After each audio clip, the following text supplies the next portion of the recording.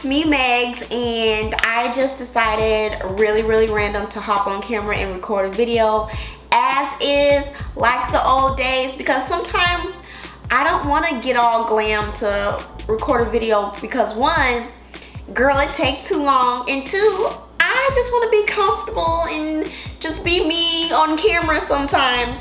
So I wanted to come on here and film this video really quick because this is going to be about all the questions that I've been getting about what's my hair's secret to fast hair growth, because you guys know I'm natural now, big chopped in January, so some people think my hair is taking off, you know, pretty quickly. I feel like it's kind of like a normal growth rate. It's nothing any different from, you know, the growth rate that I had before, in my opinion. So a lot of these questions I'm answering because a lot of people, you know, look at my hair pictures and look at my hair updates and it's like, oh my goodness, what are you doing? So I'm here to share with you guys what I'm doing. So basically what I'm doing isn't really anything. And when I say anything, I mean by I leave my hair alone. I don't touch my hair. I don't do my hair. I don't style my hair. And if I do style my hair, it's low manipulation. So I would say the secret, because everyone's saying, what's the secret? You gotta tell us your secret. I don't have any secrets. Basically, number one, leave your hair alone. I'm not in my hair. I'm not styling it. I'm not pulling it. I'm not manipulating it at all. Actually, I'm gonna show you exactly how I keep my hair pretty much all the time. Keep it just like this, girl. Just like this. This is how my hair is probably 98% of the time, because this definitely works for me. So in a sense, this is like my protective style that that I do that works for me, along with wearing wigs. So if I have somewhere to go and I don't want to unravel my twist, I'll just pin these bad boys down as, you know, flat as I can and put a wig on top. So I'm not in my hair often, like at all. And when I am in my hair, if I do decide to wear my hair out, it's a fro. I'm not really pulling in it. I'm not doing too much to it. I personally like the way my hair looks when it's in a fro because it's low manipulation. And then when I get back home, I'll just put my twist back in after I moisturize it, of course. But that is about it, y'all. And you know, a lot of it has to do with the length, because I'm really trying to keep my hair, you know, in a protective style, very low manipulation until I reach certain lengths and, you know, things like that. Of course, I can wear it now, but the way I wear it is froze. It just works for me. And I don't mind not really styling my hair, because this is just something that definitely works for me. Even in my relaxed days, I had no manipulation, and then when I did manipulate in my relaxed hair, it was very low and gentle. Now I know a lot of people are like, why don't you do like some box braids, or why don't you do some crochet braids? Nope. I'm not doing any of that, because I feel like that's a lot of manipulation on my hair and on my scalp, because you know, when you put those box braids on, you know, stuff hanging from your hair, and I just don't do well with things attached to my hair that I can't, you know, get to my natural hair to like really touch it and moisturize it and do all that. So that's a no for me right now. I don't know what the future brings, but right now, probably won't be doing any of that anytime soon. So I would say the next thing that is contributing to me retaining the length that I am getting so far is maintaining a consistent hair routine. And I feel like that has always worked no matter what products I use. Even in my relaxed hair days, having a consistent routine helps you retain length, and I'm pretty much doing the same exact thing with my natural hair journey, kind of doing some of those same practices, which is I wash my hair once a week, same as I did when I was relaxed. I deep condition at least once a week now, and that was the same as I did when I was relaxing. And I deep condition for about 15 minutes with heat. Without heat, at least 45 minutes. But you all know that I deep condition my hair sometimes 2, 3, 4, 5 hours. Me being natural, I haven't really done a lot of overnight deep conditioning because I'm still trying to figure out like what my hair likes, what it doesn't like, as far as how long I can deep condition. But the max that I have had conditioner in my hair being natural is like 5 hours, and after that I'm not really messing with it because I don't want to do too much, you know. But yeah, I make sure I deep condition once a week. Also, what is key is keeping my hair moisturized the same as I did when I was relaxed. I do moisturize my hair when it needs it because I do the lock method. So I kind of like feel in my hair and see what it needs. So on average, I moisturize every 2 days, and that's been working for me. But what I've noticed the most is that, you know, I listen to my hair more now that I'm natural, because I'm still really learning, you know, what my hair likes, what it doesn't like, what my hair needs, and when it needs this and when it doesn't need this. So far I do not moisturize my hair every day. On average, every 2 days is like ideal for me because I do the lock method, which is liquid oil, cream, or I'll just moisturize and seal. And that's just a thing of me kind of like feeling in my hair, you know, seeing how it feels and what it needs at the time.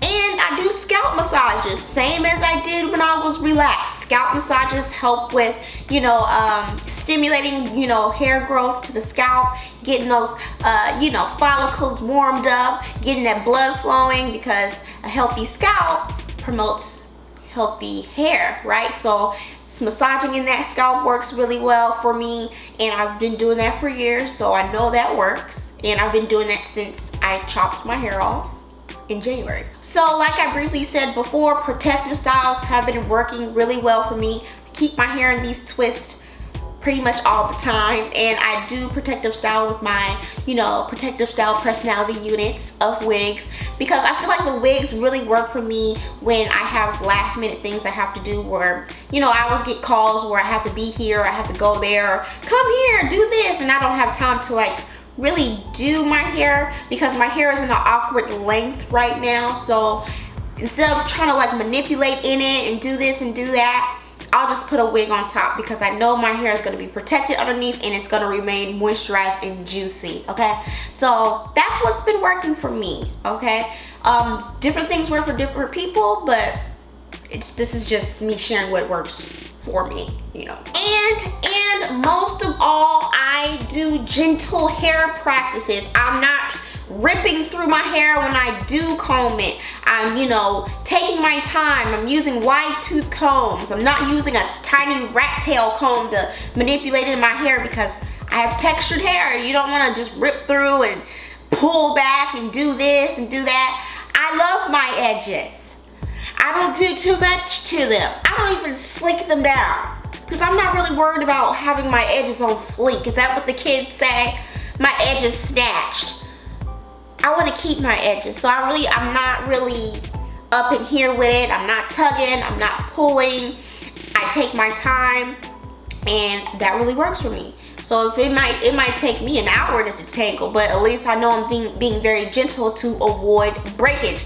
That's the whole thing. You just want to avoid breakage, and, you know, avoid breakage and dryness. That's pretty much it. And once you got that down, it's kind of like, okay, know what I'm doing. So I would say being really gentle works wonders, and that is the same as I did with my relaxed hair journey. Being very, very careful and gentle with your hair. And like always, I keep my hair covered, as you may too, but it really matters what I keep my hair covered with now that I'm natural, I noticed, because when I was relaxed, I think the scarf that I had, you guys remember, was green, and that wasn't really silk or satin. But for some reason, that scarf really worked well for me. But once I was transitioning and went fully natural, that scarf wasn't holding the moisture in my hair anymore, because I don't believe it wasn't silk or satin. It was like some kind of like polyester or something. So I went and found me this is a satin scarf.